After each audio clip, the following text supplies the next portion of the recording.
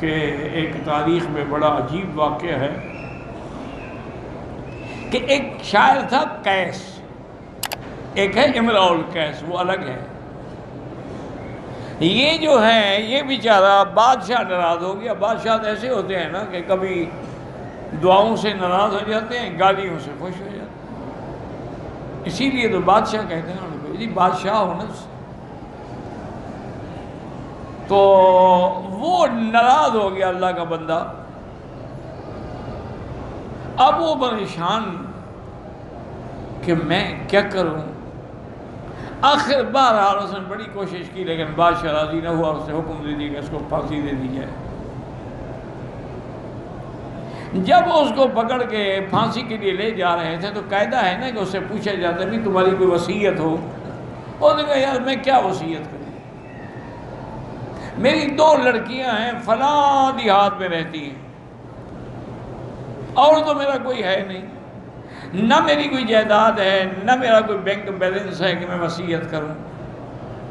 اگر تم لوگوں کا اتفاق سے کبھی ادھر گزر ہو تو میری بیٹیوں کو اتنا کہہ دینا کہ یا ابنتا قیس ان اباکما، اے قیس کی 2 بیٹیاں تحقیق تمہارا باپ۔ اب بظاہر اس میں کیا ہے، بہرحال وہ پھانسی چڑھ گیا بیچارہ، مدت گزر گئی۔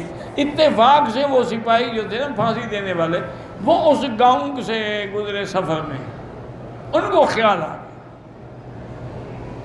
انہوں نے کہا یار ہمارے ذمے ایک آدمی کا مرتے وقت کی وصیت ہے، اب ہم اسی گاؤں سے گزر رہے، پتہ کیا انہوں نے پتہ کیا قیس کا، انہوں نے نہیں بتایا لوگوں کو کہ وہ پھانسی چڑھ گیا ہے، کیا ہو گیا۔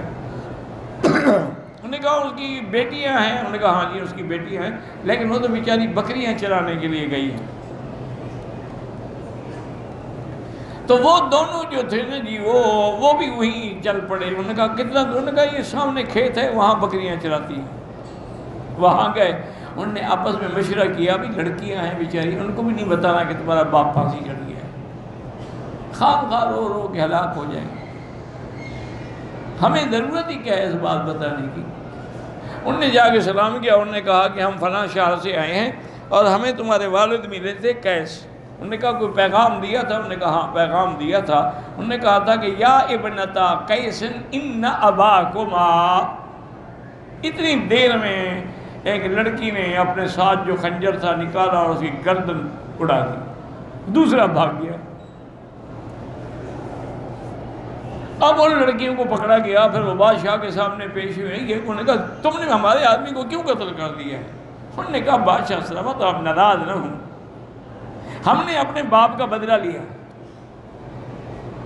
انہوں نے کہا کیسے بدلہ لیا؟ انہوں نے کہا ہمارے باپ نے پیغام بھیجا تھا کہ یا ابنتا قیس ان اباکما۔ اب اس کا دوسرا مصرع آپ شاعروں کو بلائیں کہ وہ بنائیں۔ کوئی شاعر صحیح مصرع نہ بنا سکا، تو بادشاہ نے کہا اچھا اگلا مصرع۔ انہوں نے کہا قد قتل وقاتلہ لناکما، وہ قتل ہو گیا ہے اور قاتل تمہارے سامنے کھڑے ہیں، بدلہ لے لو اپنے باپ کا۔ تو ہم نے تو اپنے باپ کا بدلہ لیا۔ بادشاہ بڑے خوش ہوئے، انہوں نے لڑکیوں کو انعام و اکرام سے بھی نوازا، ان کا تم نے ٹھیک کیا، یہ تو نہیں بتایا کہ قتل تو میں نے کیا تھا، اب یہ کیسے بتایا کہ آرڈر تو میرا تھا نا۔ تو اس لیے یعنی عرب کے اندر ایسے ایسے بلیغ شاعر گزرے ہیں جن کو اپنی قوت شعر پہ ناز تھا۔